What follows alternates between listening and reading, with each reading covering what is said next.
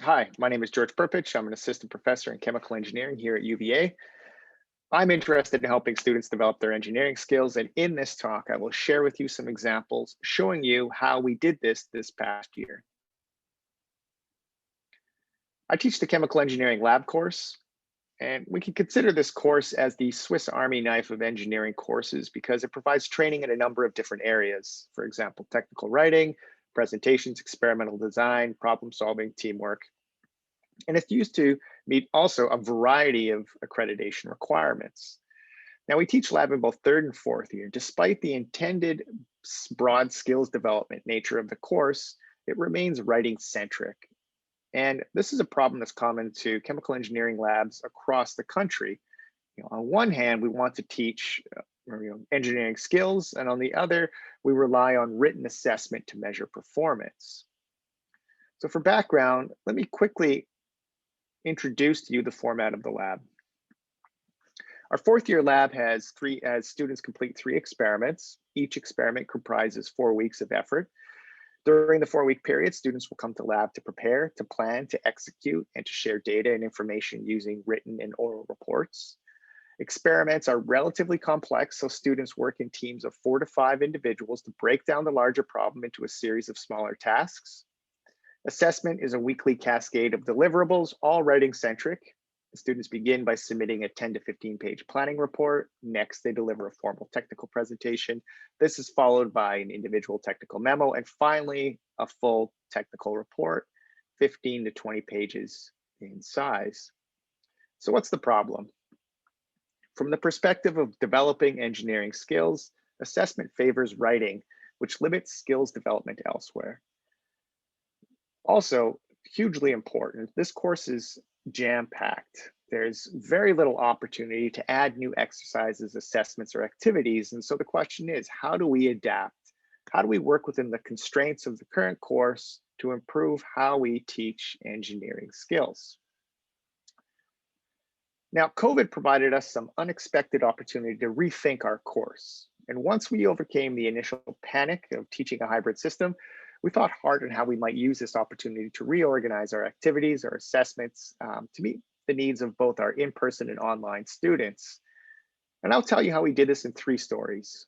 The first story is titled Less is More. It's about creating space in a jam-packed schedule. The second story is titled Engineering Curiosity, and it's about increasing student interest in process safety. The final story is titled Reducing Barriers, and it describes a method for enhancing problem-solving skills. Story number 1, Less is More. The title of the story comes from a recent Nature article, which suggests that when we seek to improve a design, for example, a Lego structure, our default is to simply add more bricks, even though subtracting bricks can create a design of equal, if not better, performance. Now, if you apply this concept to our assessments, and as I mentioned previously, our chemical engineering lab has no room for additional assessments or exercises, it becomes obvious that we need to subtract something in order to add activities to develop our engineering skills. And now, if we want to think about what it is we want to subtract, we can turn to industrial surveys that assess skills gap in graduate engineers. And we note that technical report writing and presentation skills are strengths, informal communication, and interpersonal skills are weaknesses.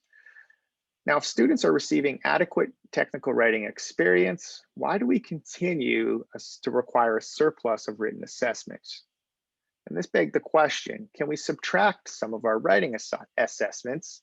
And if we can, which assessments do we subtract? Now, subtracting assessments can make some folks nervous.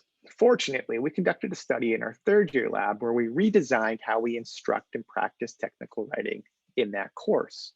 Originally, students would write several lengthy technical documents, each 10 pages in length, and we replaced this with a stepwise scaffold system that uses 1-page memos to build to a full technical report.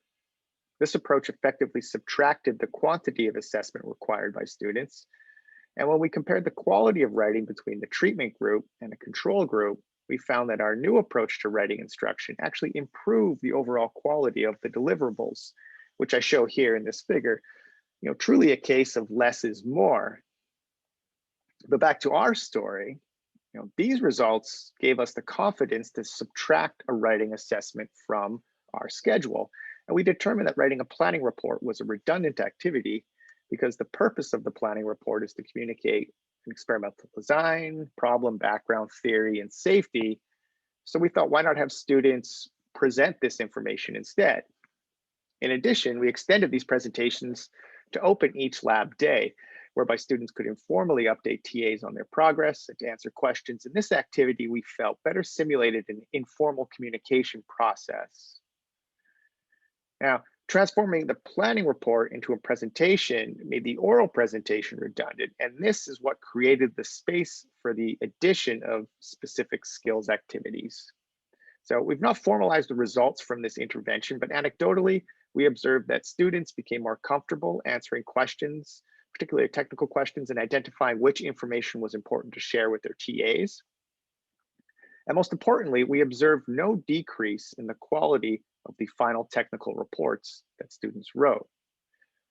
So by subtracting an assessment, we created the space to add a skill development activity.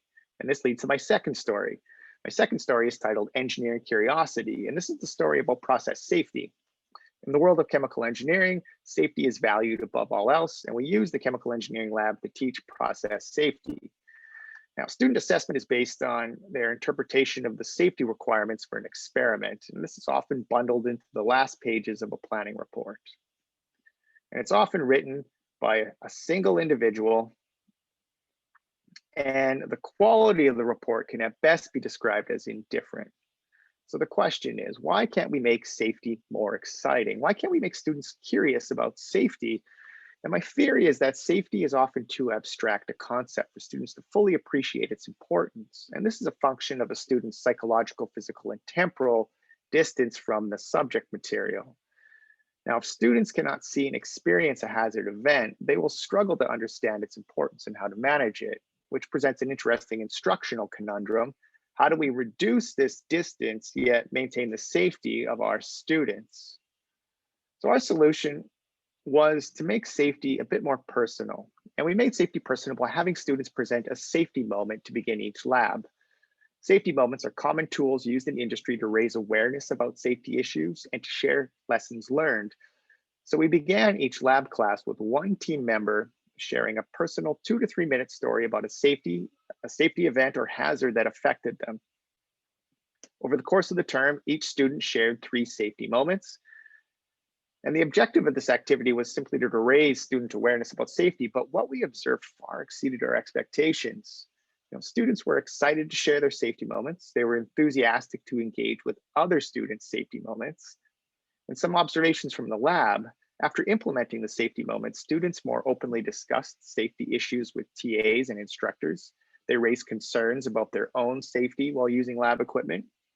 And when asked what was the most important thing they learned in class, a number of students mentioned the importance of safety, right?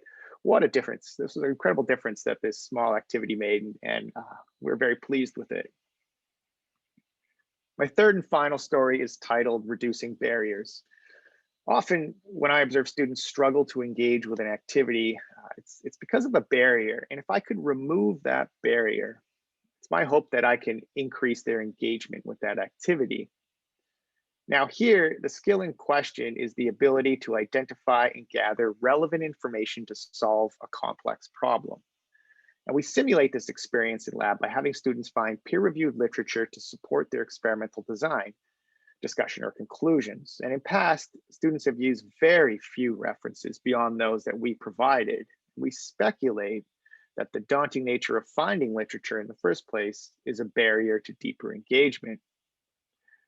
And so our solution was to use collaboration, to have students overcome the barrier of finding literature, but making this process a collective work. How did we do it?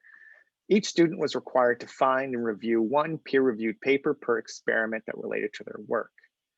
They would share this review on Piazza, the online collaboration tool, and then they would comment on the review of one other student. Over the course of the term, Piazza became a curated repository of digestible paper reviews, and students could select from this repository to include those papers into their final reports. Now, how do we know if this reduced the barrier to entry? Well, we compared the number of references students included in their final reports between a control group, which was last year's lab, and the treatment group, which was this year's lab. And we were pleasantly surprised to see that, to observe a 50% increase in the number of references cited this year compared to last, shown in the figure here on the slide. So here, collaboration was the appropriate tool for overcoming the inertia of using literature to solve engineering problems. So in conclusion, teaching in 2020 has been difficult, but we have used this disruption to try different techniques to improve our pedagogy and to develop engineering skills. Now, some takeaways that might pertain to all lab classes. Before you redesign a course, consider what activities you might be able to subtract before you simply start adding activities. Number two, students are innately curious, and often if they struggle to engage with certain content, consider trying a different method of instruction, methods that might improve the connection that student makes between content and individual. Finally, engineers love working together, and collaboration is a great tool for helping to overcome barriers to all manner of engagement. I'm Professor George Prpich. I'm in the Chemical Engineering Department here at the University of Virginia. Thank you for listening to my talk.